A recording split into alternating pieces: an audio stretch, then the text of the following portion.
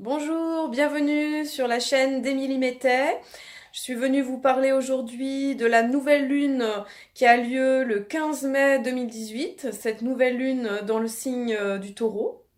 Donc effectivement, ça va être j'ai envie de dire un recommencement, un nouveau début qui s'initie dans l'énergie du Taureau, dans cette énergie féminine, pleine, en lien avec la terre, l'enracinement, l'abondance. Donc on a vraiment cette énergie du soleil et de la lune qui se rejoignent comme à chaque nouvelle lune, qui viennent initier un nouveau début, un recommencement. Donc on sent toujours dans ces moments de nouvelle lune qu'on arrive au début d'un nouveau cycle, dans une autre teneur, une autre énergie. Donc là c'est vraiment l'énergie du taureau, qui est un signe pleinement féminin, pleinement relié à l'énergie de la déesse mère, pleinement relié vraiment à cette abondance, cette beauté de la nature, j'ai envie de dire, à toutes ces petites feuilles vertes qui sont pleines de vie, toutes ces fleurs colorées, magnifiques. Voilà, donc on arrive vraiment à ce moment de plein épanouissement où quelque part c'est le oui à la vie de la nature, où vraiment c'est le moment où les choses se manifestent dans le concret. Donc on est vraiment dans cette phase en lien avec le signe de terre qui vient aussi manifester concrètement.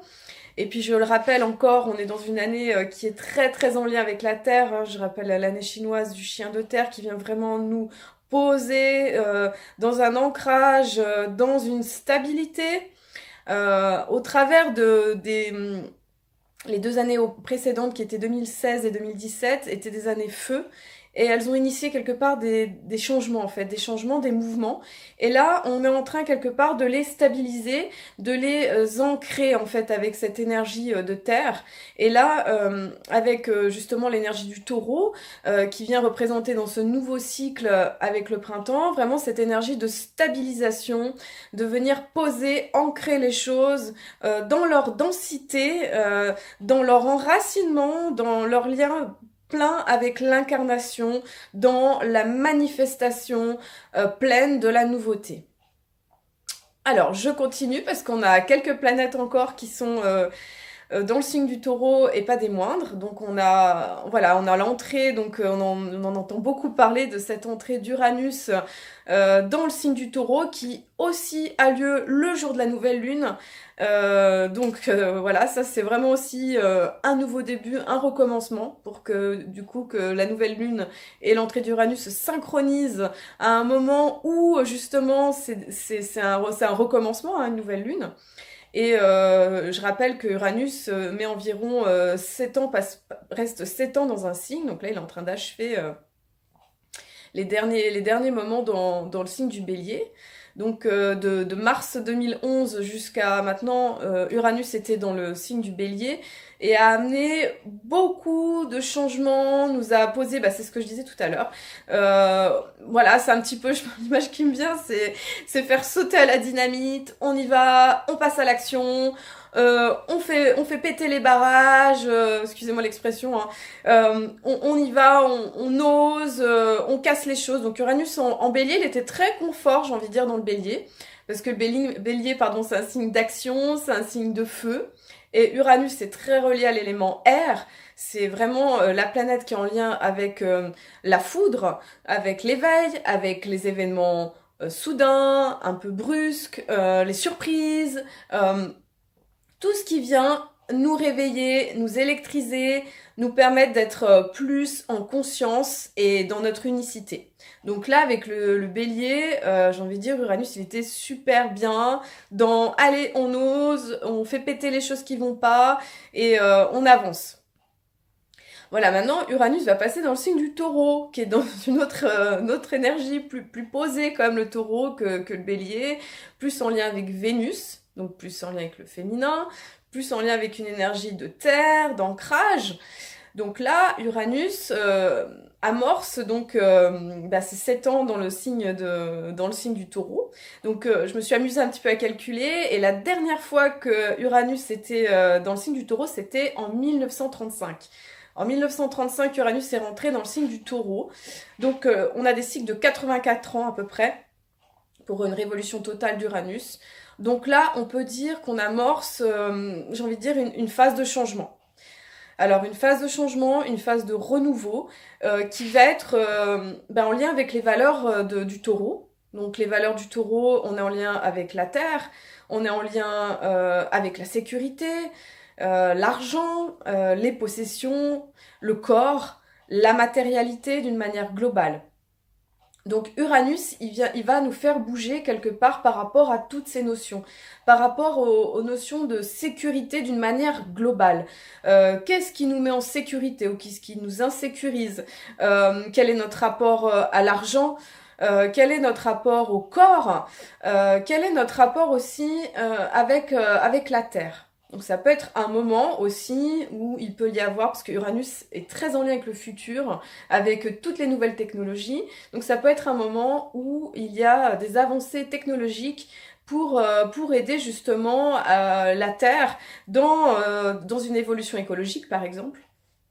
Voilà, donc ça peut être des moments où il y a des choses qui bougent, voilà, par rapport au corps, à la matière, à la densité, voilà, sur la Terre. Donc ça peut aller dans pas mal de sens, tout en sachant qu'à chaque fois qu'Uranus a changé de signe, euh, il s'est passé des événements mondiaux assez forts, comme la dernière fois où Uranus s'est passé en Bélier en mars 2011, nous avons eu l'événement avec Fukushima, la centrale qui avait explosé.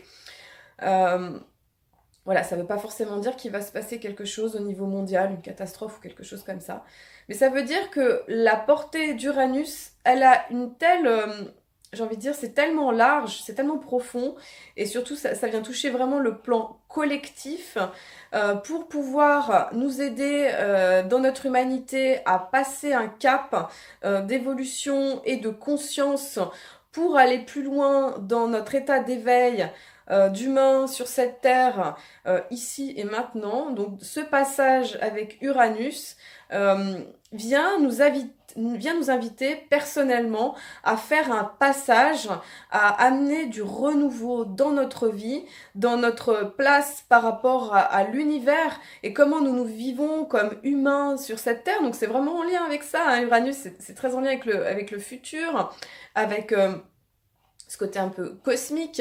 Et le taureau, c'est vraiment la terre, c'est vraiment le côté très concret, pragmatique. Donc c'est comment on amène les nouvelles énergies cosmiques, comment on aide encore plus à ce que ça descende, à ce que ça se manifeste sur Terre et qu'on puisse incarner ces nouvelles vibrations de cette nouvelle Terre.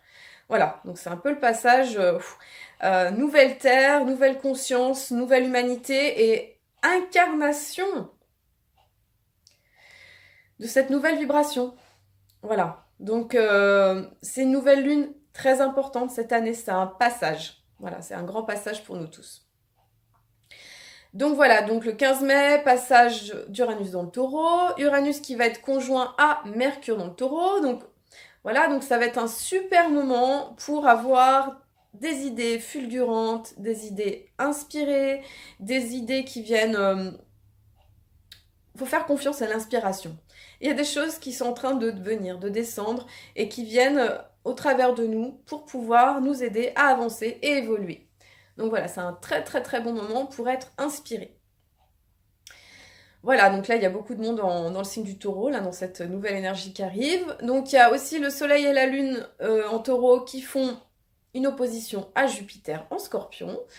Donc je rappelle, donc là on est dans cet axe de signe fixe, hein, taureau et scorpion, donc Jupiter est dans le scorpion, et ça vient nous faire travailler, donc soit quelque part un petit peu notre ego, les excès de tout genre, que ce soit les excès un petit peu au niveau de notre personnalité, les exagérations quelque part de tout genre, ou dans le taureau scorpion, ça peut être des excès aussi, excès en lien avec la sensualité, sensorialité, la sexualité.